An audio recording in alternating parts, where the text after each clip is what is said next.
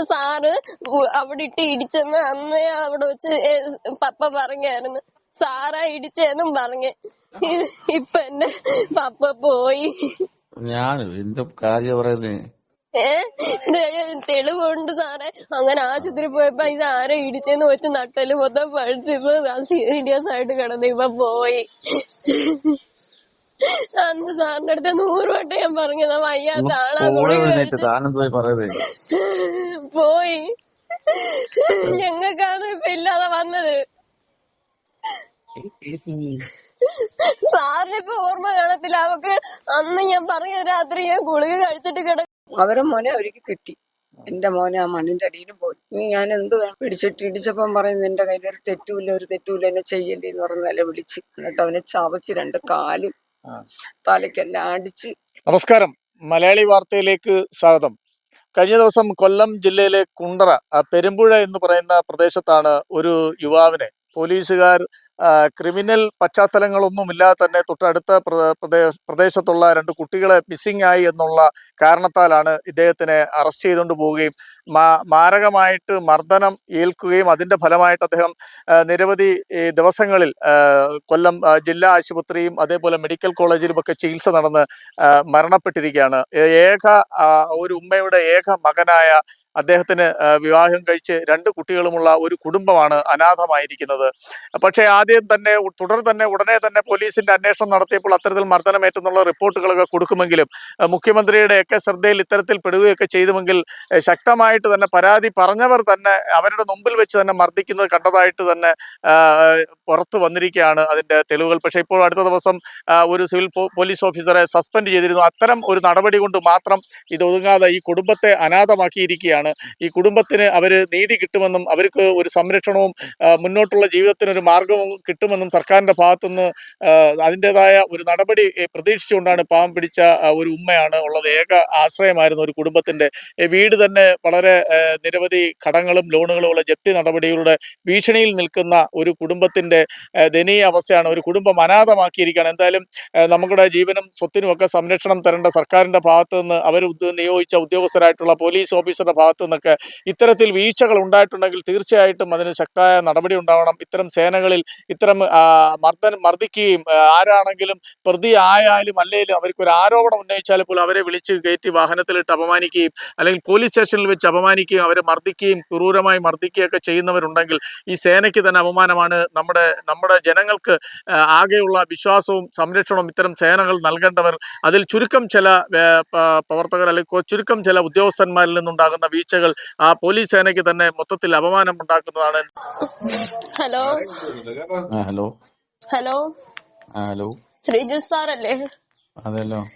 ഒന്നാളൊരു time missing കേസിന് ഒന്ന് പിടിച്ചോണ്ട് പോയായിരുന്നു വീട്ടിൽ നിന്ന്. ആരെ?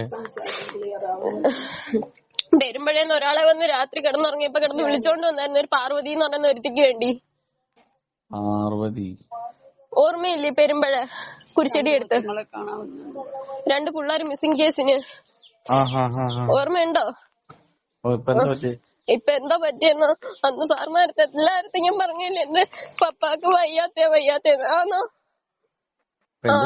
അന്ന് സാറ് അവിടെ ഇട്ട് ഇടിച്ചെന്ന് അന്ന് അവിടെ വെച്ച് പപ്പ പറഞ്ഞായിരുന്നു. സാറാ ഇടിച്ചെന്നും പറഞ്ഞ്. ഇപ്പൊ എന്റെ പപ്പ പോയി. ഞാൻ എന്ത് കാര്യം പറയുന്നേ? തെളിവുണ്ട് സാറേ. അങ്ങനെ ആശുപത്രി പോയപ്പോ ഇത് ആരെ ഇടിച്ചെന്ന് വെച്ച് നട്ടല് മൊത്തം പഴുത്തിപ്പോ സീരിയസ് ആയിട്ട് കിടന്നു. ഇപ്പൊ പോയി. അന്ന് സാറിന്റെ അടുത്ത് 100 വട്ടം ഞാൻ പറഞ്ഞതാ വയ്യാത്ത ആളാ പോയി. ഞങ്ങൾക്കാണ് ഇപ്പൊ ഇല്ലാതെ വന്നത്.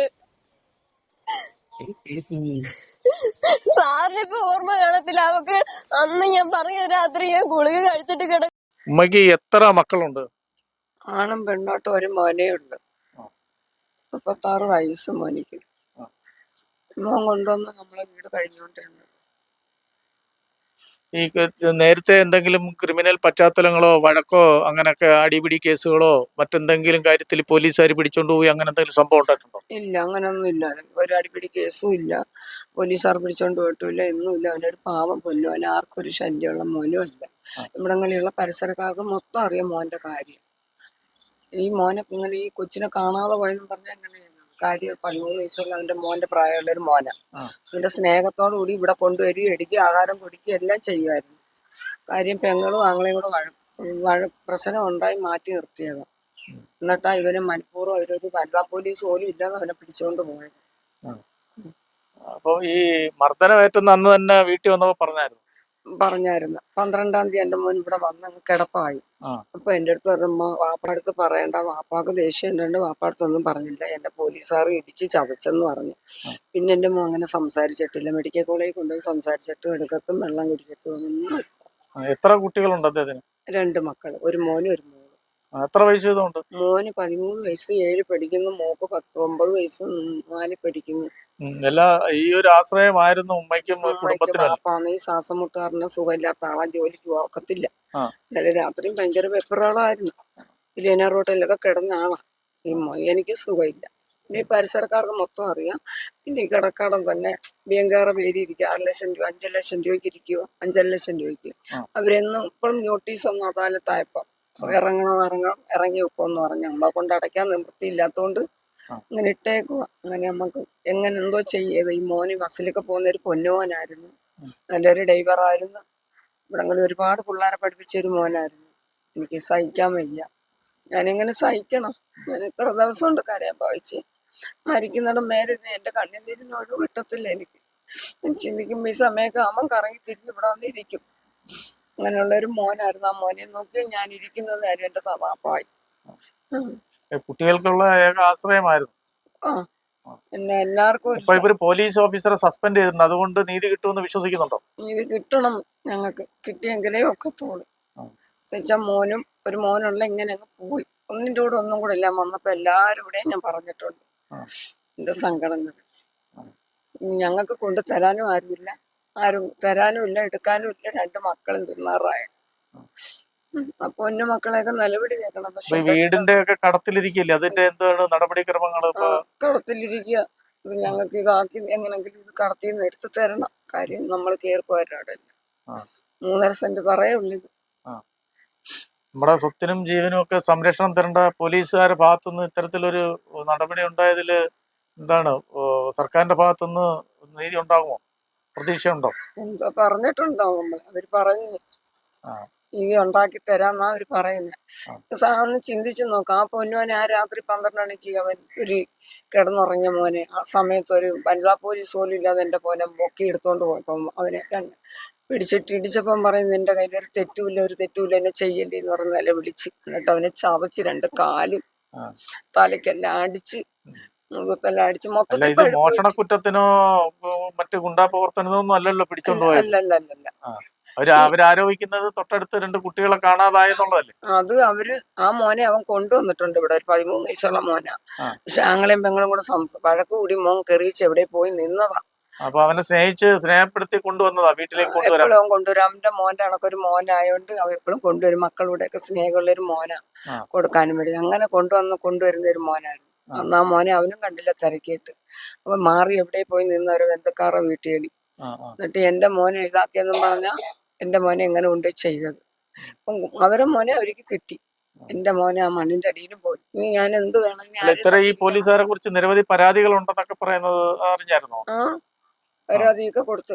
അല്ലെന്നേ, നേരത്തെ മുൻകാലങ്ങളിലും പോലീസുകാരൻ ഇങ്ങനെ മർദ്ദനമൊക്കെ ഈ സ്റ്റേഷനിൽ ഇങ്ങനെ നടക്കാറുണ്ടെന്നൊക്കെ പറഞ്ഞു കേൾക്കുന്നു. ഇത് അറിയാം, അങ്ങനെ ഒരു സംഭവം അറിഞ്ഞായിരുന്നു? മുമ്പൊന്നും നമുക്കിതൊന്നും അറിഞ്ഞുകൂടാല്ലേ. നമ്മളെ മോനിങ്ങനെ സംഭവിച്ചപ്പോഴല്ലേ നമ്മളെ തന്നെ അന്തിക്കുന്നേ. എന്നുവെച്ചാൽ ഇടിച്ചൊരു പരുവാക്കി ചതച്ചു പോയി. അരിയാറ് മൊത്തവും നിലവിളിയായിരുന്നു അവനെ കണ്ട്.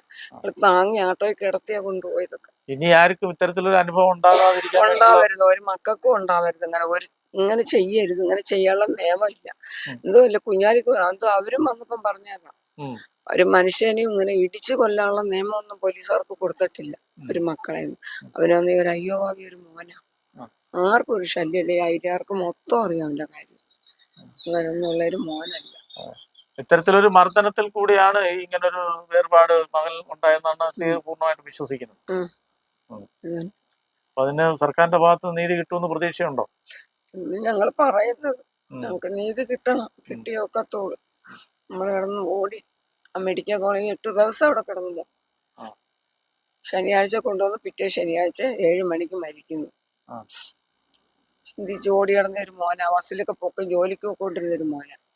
പോലീസുകാർ ഇടികൊണ്ടാ മോനിങ്ങനെ ആയത്.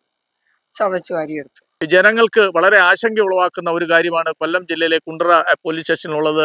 ഭരണ സംവിധാനങ്ങൾ മാറിയിട്ടുണ്ടെങ്കിലും പോലീസ് സംവിധാനങ്ങൾ മാറേണ്ടതാണ്. എങ്കിൽ ആ സംവിധാനത്തിൽ പഴയ മുൻകാലങ്ങളിലിരുന്ന ഉദ്യോഗസ്ഥർ തന്നെയാണ്. പക്ഷേ ഇത്തരത്തിൽ ക്രൂരമായ ഒരു മർദ്ദനം ഏൽക്കുക, അതിൽ നിന്നൊരു ജീവൻ നഷ്ടപ്പെടുക, ഒരു കുടുംബം അനാഥമാകുക, അത്തരത്തിലൊരു വളരെ വിഷമകരമായ ഒരു കാഴ്ചയാണ് നമുക്ക് ഇവിടെ നിന്ന് റിപ്പോർട്ട് ചെയ്യാനുള്ളത്. എന്തായാലും വളരെ ദുഃഖകരവും ആണ്. അതിന് വേണ്ട നടപടികൾ കൈക്കൊള്ളട്ടെ. ഈ കുടുംബത്തിന് ഒരു സർക്കാരിൻ്റെ ഭാഗത്തുനിന്ന് ഒരു സഹായങ്ങൾ നൽകി അതിനൊരു സംരക്ഷണം, കുട്ടികളായിട്ടുള്ള വളരെ ചെറുപ്രായത്തിലുള്ള കുട്ടികളാണ്, 2 കുട്ടികൾ. ആ കുടുംബത്തിന് ഒരു ആശ്രയമായിരുന്ന ഒരു യുവാവാണ് ഈ മരണത്തിന് കീഴടങ്ങിയിരിക്കുന്നത്. എന്തായാലും ഇത്തരം കാര്യങ്ങൾ നാളെ ആവർത്തിക്കാതിരിക്കട്ടെ. ഈ കുടുംബത്തിന് അതിൻ്റെതായ നീതി കിട്ടാനും സംരക്ഷണം നൽകാനും അതിന് വേണ്ട കാര്യങ്ങളെല്ലാം സർക്കാരിൻ്റെ ഭാഗത്തു നിന്നൊക്കെ ഉണ്ടാക്കിയെടുക്കട്ടെ.